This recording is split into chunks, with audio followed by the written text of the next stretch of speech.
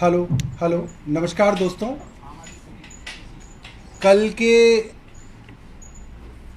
LG साहब के प्रकरण के बाद हमें महसूस हुआ कि एलजी साहब को दिल्ली सरकार क्या क्या काम कर रही है। दिल्ली के चुने हुए मुख्यमंत्री अरविंद केजरीवाल जी किस किस आइडिया पे काम कर रहे हैं, किस किस विजन पे काम कर रहे हैं, किस किस टेक्नोलॉजिकल सॉल्यूशंस पे काम कर रहे हैं, इसको पता करने में खासी मुशक्कत करनी पड़ती है। अलग अलग विभागों के छोटे छोटे अफसरों को बुला के उनसे पूछा जाता है कि बताइए अरविंद केजरीवाल आजकल क्या काम कर रहे हैं, कहाँ पे कोई नई चीज़ होने वाली है। और फिर एलजी साहब का प्रोग्राम बनाया जाता है कि एलजी साहब उस जगह पहुंच जाएं और वहां पे मीडिया के लोगों के साथ फोटो वोटो खिंचा के कहें देखिए ये काम मैं करा रहा हूं। उससे क्या है, दिल्ली सरकार का नुकसान हो रहा है। एक काम दिल्ली सरकार कर रही थी, एक काम तय समय पे खत्म होना था। एलजी साहब ने कल जहां गए सप्लीमेंट्री ड्रेन पे इतना दबाव बनाया अफसरों के ऊपर कि एलजी साहब आ रहे हैं, एलजी साहब आ रहे हैं, कहीं सौरभ भारद्वाज पहले ना आ जाए, एलजी साहब को जल्दी जाना है उससे, कहीं मुख्यमंत्री केजरीवाल जी ना आके इनॉग्रेट कर दें। तो जो फ्लोटिंग वेटलैंड बनाई गई जिसके अंदर बंबू यानी कि बांस की एक फ्लोटिंग वेटलैंड बनाई जाती है बांस का इस्तेमाल करके, और उसके अंदर तैरते हुए पौधे लगाए जाते हैं ताकि उन पौधों की जो जड़ होती है वो पानी के अंदर डूबी रहे और वो जो जड़ें हैं वो न्यूट्रिएंट्स के रूप में उस पानी के अंदर जो इम्प्योरिटी है उसको अपने अंदर एब्जॉर्ब कर ले और पानी को साफ कर दें। ये एक साइंटिफिक तरीका, एक वैज्ञानिक तरीका है।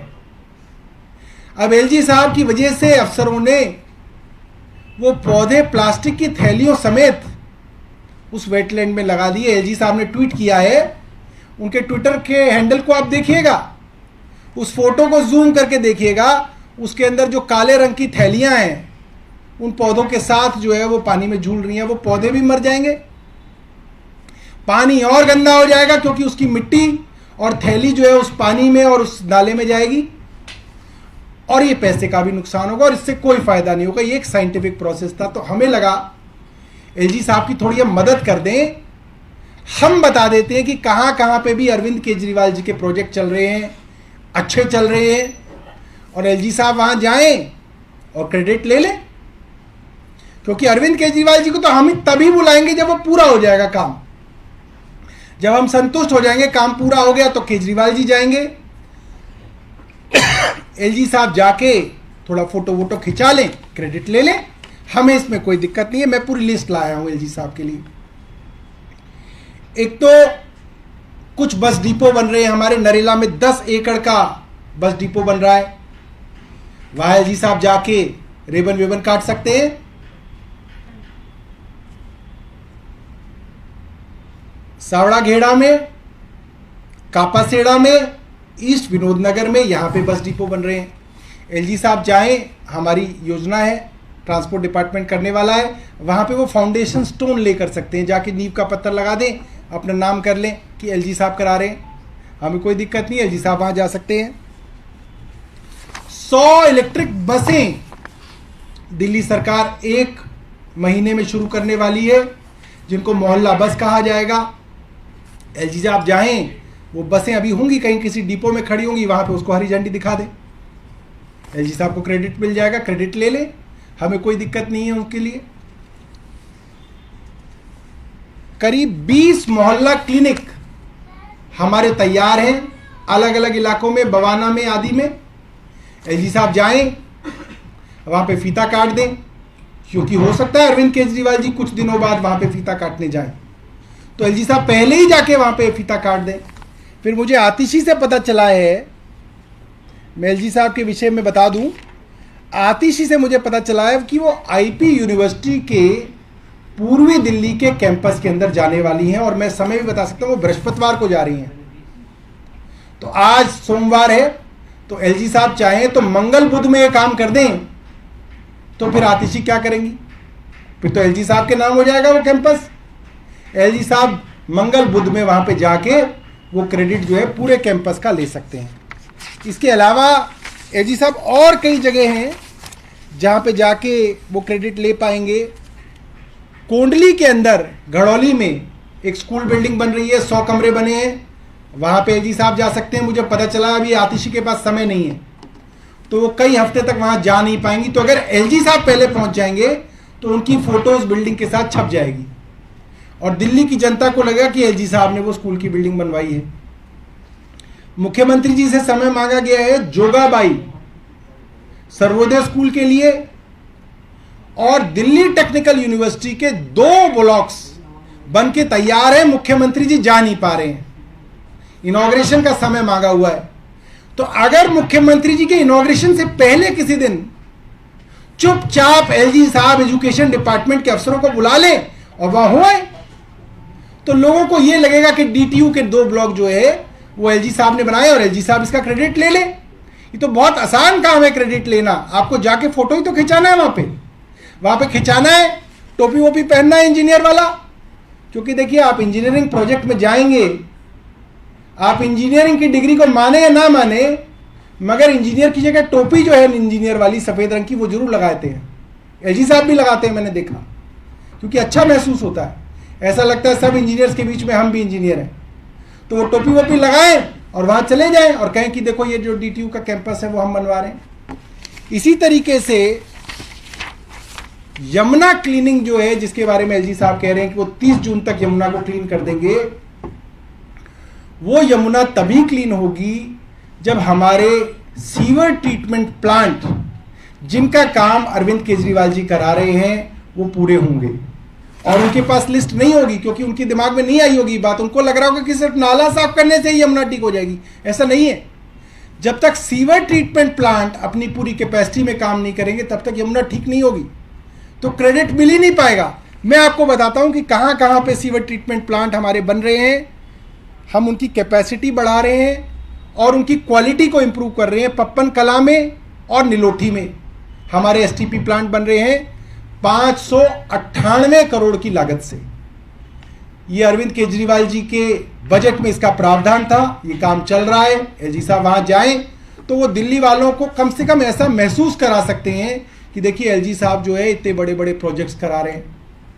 इसके अलावा नजफगढ़ में केशवपुर 1, केशवपुर 2, केशवपुर 3, यहां पे काम चल रहा है 567 करोड़ रुपए का, और ये काम दिसंबर 2023 तक कंप्लीट होना है। तो एलजी साहब यहां जा सकते हैं, इसका क्रेडिट ले सकते हैं। पैकेज 3 है रोहिणी नरेला कोरोनेशन पिलर के अंदर 481 करोड़ का काम हम लोग करा रहे हैं। मुख्यमंत्री अरविंद केजरीवाल जी ने इसका बजट दिया है। दिसंबर 2023 इसकी डेडलाइन है। एलजी साहब जाएं, फोटो खिंचाएं, मीडिया को ले जाएं, अफसरों को ले जाएं। अब अफसरों की बेचारों की इतनी हिम्मत कोई ना है कि सीईओ का जल बोर्ड वहां पे ये बात कहे कि ये काम तो बोर्ड ने पास किया है, बोर्ड के चेयरमैन, डिप्टी चेयरमैन और विधायकों ने बैठ के इसको पास किया है, पैसा जो है दिल्ली सरकार ने बजट में दिया है। सीईओ कहां कह पाएंगे ये बात एलजी के सामने? सीईओ ये बात कहेंगे, एलजी उनको अगले दिन हटा देंगे। तो वहां पे उन बेचारे अफसरों को ले जाएं। एलजी साहब जैसे ही कहेंगे, अफसरों की पूरी फौज सुबह से वहां पे तैयार रहेगी। वहां जाएं, थोड़ा ऐसे करें, ये हो रहा है, ये हो रहा है, ये हो रहा है, ये हो रहा है, और जो है उसका क्रेडिट लें। तो आज हम एलजी साहब को इन सभी कामों के लिए निमंत्रण दे रहे हैं, और ये लिस्ट में बीच बीच में आके बताता रहूंगा कि क्या क्या काम जो है और दिल्ली सरकार जो है करने वाली है। पिछले कुछ दिनों पहले एलजी साहब ईस्ट दिल्ली के अंदर संजय लेक पे गए और अखबारों के अंदर बड़ी बड़ी खबर छपी कि एलजी ने संजय लेक पे दौरा किया और कहा कि अब ये कुछ ही दिनों के अंदर यहां पे एक जीवित लेक हो जाएगी, क्योंकि वो काम दिल्ली जल बोर्ड पिछले 1 साल से कर रहा है। और वो संजय लेक का काम जो है वो 51 एकड़ लेक हम बना रहे हैं, और उसके अंदर सीवर ट्रीटमेंट प्लांट का साफ पानी हम वहां पे भरेंगे। ये दिल्ली जल बोर्ड की योजना है। तो एलजी साहब को बताना चाहता हूं, संजय लेक तक तो गए, स्मृति वन भूल गए। वहीं डीडीए का एक और स्मृति वन भी है, उसमें भी दिल्ली जल बोर्ड काम कर रहा है। वहाँ पे भी उसी तरीके से हम लोग ज़मीन एक्सकेवेट करके एक लेक बना रहे हैं, उसके अंदर पानी भरा जाएगा और वो दिल्ली जल बोर्ड द्वारा जो काम करा जा रहा है, एलजी साहब चाहें, एलजी साहब के पास बहुत समय है, क्योंकि एलजी साहब को वो काम करवाना नहीं है, उसका प्रपोजल नहीं बनवाना, उसका टेंडर नहीं लगवाना, उसका बजट एस्टीमेट नहीं बनवाना, उसके बजट का प्रावधान नहीं कराना, उसमें कुछ नहीं करना। एलजी साहब को सिर्फ चलते हुए काम में जाके सिर्फ फोटो खिंचाना है। तो ये काम तो बहुत सरल है, बड़ा आसान है। हम लिस्ट दे रहे हैं, एलजी साहब जाएं और इन सब कामों का क्रेडिट ले लें। हम जो है उनको इनवाइट कर रहे हैं और आप मीडिया वालों को भी कह रहे हैं कि आप खूब जाइए उनके यहाँ और उनको क्रेडिट लेने के अंदर मदद कीजिए। बहुत बहुत धन्यवाद। लेकिन इस मामले में जैसे अधिकारी सारे उनके साथ जाते हैं तो आपको नहीं लगता कि ये सारी सब काम में तेजी आती है, जैसा उनका कहना है? हम बता तो रहे तेजी आती है, क्यों नहीं आती है? अरे भाई, फ्लोटिंग वेटलैंड में पॉलिथीन सहित उन्होंने 1000 पौधे लगा दिए। आप उसको जूम करके तो देखिए, नीचे काले रंग की प्लास्टिक की थैली है, उसके अंदर मिट्टी भरी हुई है, उसके अंदर वो पौधा जो है नाले के अंदर तैर रहा है। ऐसा काम करा रहे हैं एलजी साहब, क्योंकि एलजी साहब को पता ही नहीं है ना कि ये काम क्यों कराया जा रहा था, इसके पीछे क्या साइंटिफिक प्रोसेस था, क्या डिस्कशन हुई, क्या उससे उपलब्ध होगा, उनको मालूम ही नहीं है। तो ज़बरदस्ती अफसरों के ऊपर दबाव बनाया जाता है कि आप करिए, नहीं तो किसी ना किसी कारण पे आप अफसर को सस्पेंड कर देंगे। ये आपके हाथ में है, आपको अच्छा लगे तो आप कह देंगे ठीक है, आपको बुरा लगे तो आप कह देंगे सस्पेंड कर दो इसके अंदर अफसर। ये तो एलजी साहब जो है सर्विसेज जो है होने का फ़ायदा उठा रहे हैं कि सारे जो ट्रांसफ़र हैं, पोस्टिंग है, सस्पेंशन है, ये सब एलजी साहब के पास है, इसका फ़ायदा उठा रहे हैं, इसलिए सब जो है काम जो है इस तरीके से करा रहे हैं। और ये जल्दबाजी के जो काम करा रहे हैं, मैं आपको आज ऑन रिकॉर्ड बता रहा हूँ, एज ए मिनिस्टर बता रहा हूँ ये बात, इस जल्दबाजी के काम में कई सारे काम गैरकानूनी भी हो रहे हैं और बड़े काम गैरकानूनी हो रहे हैं। और जब अफसरों से पूछताछ की जाएगी तो अफसर बताएंगे कि किसके दबाव में गैरकानूनी काम हो रहे हैं। उसके सबूत हमारे पास हैं, कुछ तो मेरे डिपार्टमेंट्स में भी मेरे पास सबूत हैं उसके। किस तरह के गैरकानूनी काम आएगा, वो आएगा, उसका हम लोग कागज इकट्ठे कर रहे हैं, वो सब भी आएगा सामने आपके। सौरभ जी, आज इसके अलावा सौरभ, आज आप लोग अभियान चला रहे हैं कि डिग्री दिखाओ अभियान, उस अभियान में आज आप लोग डिग्री दिखाने जी, कल आतिशी जी ने डिग्री दिखाई और उसके बाद एलजी साहब ने तो यही कह दिया कि डिग्री क्या होता है, ये तो पैसे खर्च करने की रसीद होती है। तो एलजी साहब तो पहली डिग्री पे ही मान गए कि डिग्री विग्री की कोई जो है आवश्यकता नहीं है। मोटे तौर पे उन्होंने मान लिया कि प्रधानमंत्री जी के पास अगर डिग्री नहीं भी है तो भी इससे कोई फर्क नहीं पड़ता, तो ये तो उन्होंने माना। मगर मुझे ये नहीं पता कि ये पैसे खर्च करके डिग्री कहाँ पे मिलती है, ये एलजी साहब बताएंगे हमें, क्योंकि हम तो ये मानते थे कि एग्ज़ाम देने पे डिग्री मिलती है, और अगर पैसे खर्च करने पे डिग्री मिलती है तो वही तो पूरा का पूरा विवाद है कि कहाँ पे पैसा खर्च करके किस मंत्री, मुख्यमंत्री और प्रधानमंत्री ने जो है इस डिग्री का जुगाड़ किया था। और इसीलिए तो नहीं कि यूनिवर्सिटियां घबरा रही हैं कि इस डिग्री की डिटेल कहाँ से बताएं, क्योंकि पैसे खर्च करके वो डिग्री उपलब्ध कराई गई है, जैसा एलजी साहब ने बताया है। और कोई आज हमारी तरफ से जो है कोई ना कोई हमारे जो है वरिष्ठ नेता जो है अपनी डिग्री लेके आप मीडिया वालों के सामने जो है उपस्थित होंगे और उनकी डिग्री देखना आप डिग्री का मुद्दा उठा रहे हैं, लेकिन इसमें पार्टियों की अलग-अलग राय सामने आ रही है। शरद पवार की बात करें तो उनका बयान है कि किसी का अपना राजनीतिक मुद्दा हो सकता है। देखिए, शरद पवार जी का बयान मैंने पढ़ा और उन्होंने क्या कहा। उन्होंने कहा कि आज देश में सबसे बड़े मुद्दे क्या हैं, महंगाई है, बेरोजगारी है, गरीबी है, किसानों के मुद्दे हैं। वो ये बात ठीक कह रहे हैं। ये इतने बड़े बड़े मुद्दे इसीलिए हैं क्योंकि इन मुद्दों को हल करने वाला जो हमारा नेता है, जो हमारे प्रधानमंत्री हैं, आज उनकी योग्यता के ऊपर संदेह उठाया जा रहा है।